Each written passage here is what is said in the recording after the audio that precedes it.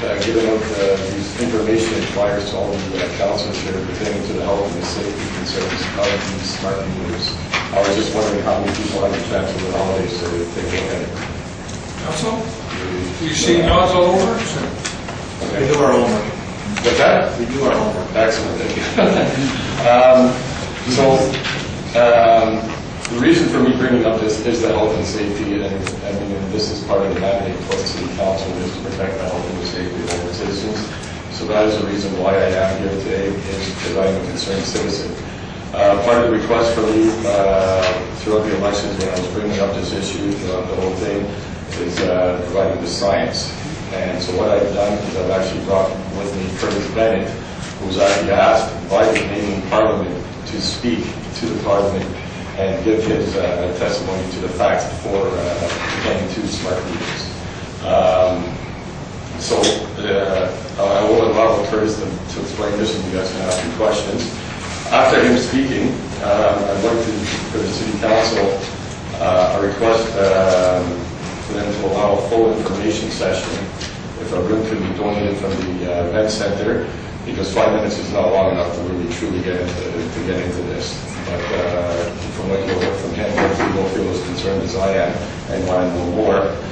So if the city can maybe let me know that today, that would be great. And there is no cost to the city whatsoever in this. I will do it myself with volunteers and set up the whole event, and you guys can be present. And if I can get a commitment as well from the council to attend, so they can fully be informed. I'm sure here, a little nervous. So You're doing a good job, Mr. Proteau. Thank you. Also, I requested that because I had given this information to the council, just a letter in return. I think I requested it from Anthony here that you had received these. If I could get that in writing, that you guys had received these. We spoke on the phone, and I also sent an email confirming that council had received all the correspondence that you've provided them. So I've confirmed that with you in the past. Okay, you can confirm that in the email? I sent something to you in an email form, yes, as well as on the phone. Okay, so Plus, you just seen council acknowledge, Mr. Proteau, that we got this. okay. Yeah, it's just. It's here. Mr. Proteau, do you want Mr. Bennett to speak? Yeah. So Mr. Bennett, I had the opportunity to speak to you over right before the holidays. Yes. So thank you very much for that opportunity. No, I really want to thank you guys for allowing me to speak. I want to thank Kevin for being that progressive.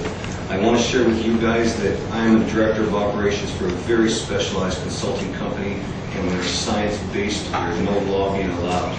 We consult for military, we consult for police, we consult for fire, we consult for forestry. Governments use our work for their standards and request for proposals. Point being, we're a very technical company. September 2010, I was watching a news outlet, and they were talking about these frequencies, interacting with people, and I watched the citizens and the parents being essentially written off, and I did not hear the electrical information I wanted to hear. Myself being an electrical professional, as well as an engineering professional, and I lectured this in medicine, where doctors get education credits and for licensing, I contacted Health Canada, and I said, where's the law related to the frequencies? And when they sent the code to me, I said, you guys have got a code here that says this. We don't know the mechanism linking these frequencies to adverse health effects, even though the code is based on 30 years or more of scientific literature. The bad part about that is, as soon as you report the mechanism, it effectively changed the application of the law.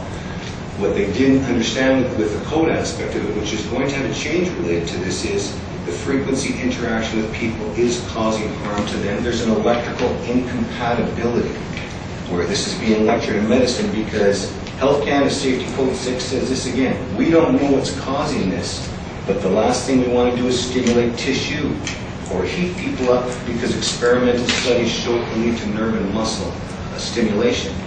Now, when I represented this to Health Canada, one of the things we did is we reported the mechanism linking the frequencies to adverse health effects September of 2010. Health Canada got political on an issue. We don't care why people lobby. We're not lobbyists. So they got political on an issue and dismissed electricity as peer-reviewed science. End of October 2010, we were asked and requested by Canadian Parliament's Standing Committee on Health to provide expert testimonial on this, and we just presented the same thing, is that you don't want a piece of this action hurting people, because the adverse health effects, the costs, the liabilities are just going to be astronomical associated with this. Now, why Health Canada, again, why they got political, it's not our issue.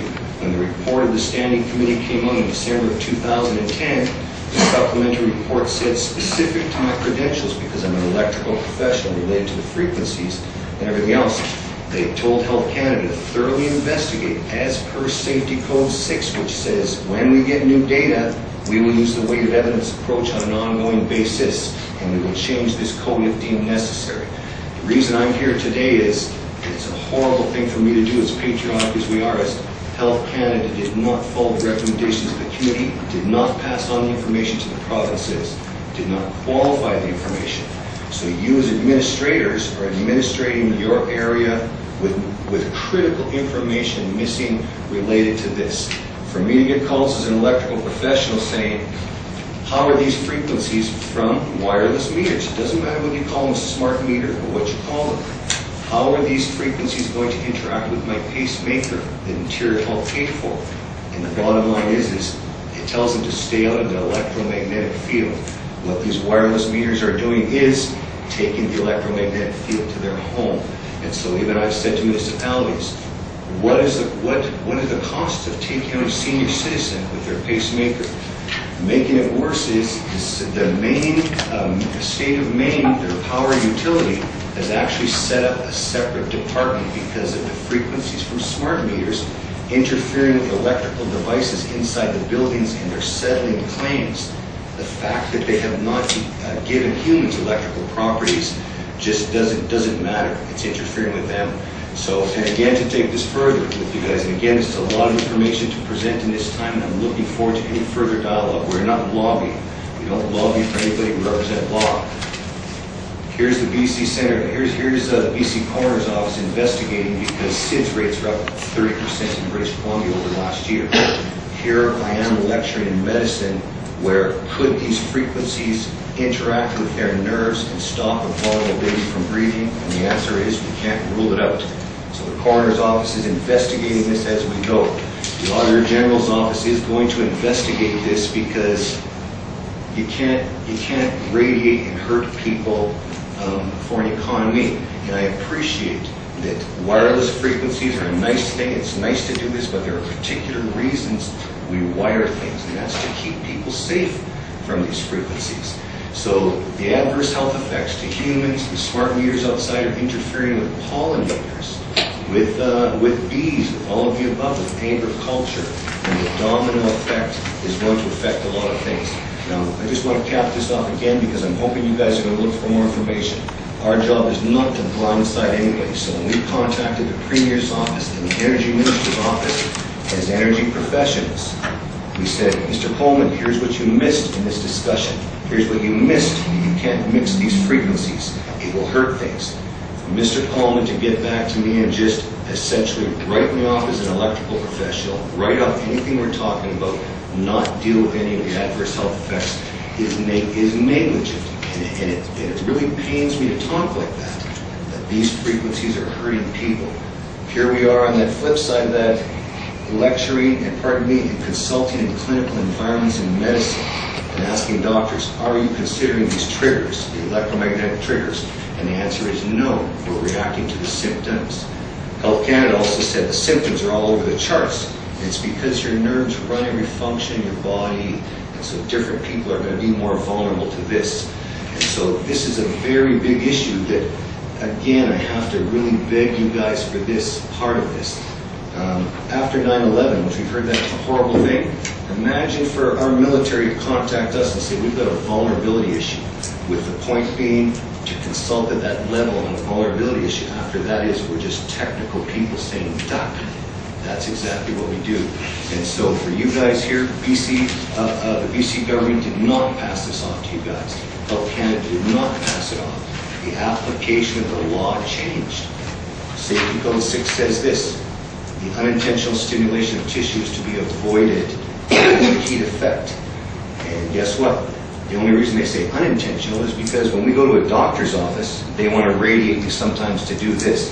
So it takes it down to the stimulation of tissues to be avoided. And the heat effect is to be avoided, but because they didn't know this. And if you look into the documentation that I sent to you, they actually admit in here, we're smothering you and this equipment with a specific power density, watts, volts times amps. You don't do that to an unprotected device. You don't protect it. And again, we are electrical beings, and it is causing real problems. Where just I'll cap off with this. Here I am being asked to provide expert witness, which we did for the U.S. courts related to a frequency issue. And we're that anal that we don't take it further than our area of expertise. To have the frequencies weapons guy and the medical guys step up behind us and say, this is causing genetic mutation of girls' ovaries. This is causing reproductive problems. And when you get into this whole thing, that's why I say more information needs to be gathered by you.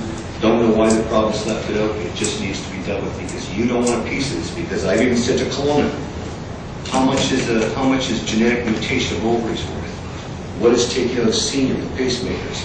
To get called by extended care facilities again and say, is this going to just going to caution on the time? Sorry, yes. You're throwing an awful lot of... No, well, here's the thing with 5 minutes. It's typically... Well, it's 10 already, so... Here's the thing with this is that, listen, this is being represented to Ottawa and the government of Canada as an unprecedented health and environmental emergency and based on absolutely peer-reviewed science. So to cram this into that much time, it has been a tough thing to do. But again, I look forward to further dialogue substantiating any progress for you. Mr. Bennett, Mr. Proteau's brought something up, and I just turned to our administrator. Kevin, I can't give you authority tonight because we'll sit and chat after and tomorrow about the opportunity of a room. It may not be at the event center. The library has an auditorium that holds 200-ish people, if I remember correctly. So you have to give us a day or so. We'll get back to you about the availability of space that can maybe facilitate this. I'd like to hear more about what Mr. Bennett has said, but unfortunately I can't tie the whole evening up for this. So what you've done is you've opened the door for some food for thought tonight. And one more aspect to this place, I just consulted on a $200 million condo complex. And to make every part of what we do and reference it within BC Building Code and say, look at this. You're talking about vibrating the structure and affecting the building components and the structure of things. These frequencies are natural to a lot of things, so there's a rollover into the building aspect of this too. It is a very technical issue, and I look forward to just, again, full support of all you're doing, the same thing I'm doing with our mayor, with that same discussion. I'm not looking to sell anything, and providing that very important information for you. Okay, thank you. Any questions of Council? Council Becky? Thank you, Your Worship, and thanks for the presentation. And just for your information, we had this exact debate at UBCM last September. And you're probably aware that UBCM passed a moratorium on the installation and use of smart meters. So many of us were present and voted in that. And so you know where your locally elected municipal politicians are, not only here but across the province, because they did vote for that moratorium. So I am certainly in favor of more information. More information is always better. But there is, of course, a conflicting point of view that is put out by BC Hydro. I have their information as well, and it largely debunks many of the things that you've just said. So it'd be very interesting to see both you and the BC Hydro spokespersons in the same room to have this debate where the experts on both sides of the issue can let the public know what they have learned and let the public make up their minds about it. But I'm certainly in support of more information and having this debate in the public. Okay, can I just comment on that quickly? Okay. Just based on what you said. BC Utilities Commission says we have to comply with Safety Code 6. BC Hydro says we have to comply with Safety Code 6. The Energy Minister says we have to comply with Safety Code 6. You guys have to comply with Safety Code 6. The debate is whether that's being complied with or not. Well, the thing is as soon as you change the application of the law because the mechanism is found, the frequencies are illegal. And that's just the meat and potatoes. And here's that thing with BC Hydro and these guys. They are not qualifying or disqualifying us, which is another reason we're here. These guys are just negating electrical professionals as frequency specialists. They are not doing their job. And in fact, when they talk about 55% of the municipalities in BC asking for a moratorium, Rich Coleman said, get off the grid. They're coming through. The Premier said, get off the grid. They're coming through. And that's a real problem, which is the reason I'm here. Okay, so any other questions? Yes, I just had a question regarding, I noticed a couple of times you referred to some peer-reviewed research. And that, in particular, Health Canada dismissed this peer-reviewed research. I was just wondering whether or not, if you do end up making a presentation, if you could give us a copy of the peer-reviewed studies. The peer-reviewed study is called electricity. Imagine this horrible thing. They said, listen, we know we're radiating when they're heating up a little bit, and 63% of the heating happens in the first 5 minutes. But because we didn't give them electrical properties and treated them like a hunk of meat in a microwave, so guess what? They acknowledge they're electromagnetically inducing them, which is how we generate electricity. The problem is our unprotected bodies already have their own electricity. So this is when I talk about them dismissing peer-reviewed science. The peer-reviewed science is electricity. Well, no, my question was regarding to any actual peer-reviewed studies, pieces of research that deal with the specific mechanisms that you were talking about. Something published in a medical journal or in an electrical journal regarding the science behind. I would just like to see physically the science and the data behind some of the claims you're making. When you look into Safety Code 6, and here's the most important part. As electrical professionals, when we do a frequency thing, if you look at Safety Code 6, you will see no properties given, no electrical properties or frequencies given to humans. You just can't do that. You've left that important information out of there, which is what's caused all this conflict in the first place. But again, I would look forward to providing that, as well as this is lectured in medical education for education credits doctors need for licensing and applicable in the United States of America, approved for lecture. Okay, so what we're going to do is, Mr. Proteau, I'm going to get you to get in touch with Karen, okay, as early as, I'll give her a day, so tomorrow's Tuesday, so it's Wednesday, if you wouldn't mind, and hopefully we'll have some information about availability of space, and then it will be up to you to do the organization. Okay, not a problem. So with the fact that these are being installed right now, can we have a halt put on these? Not at this point in time. We are.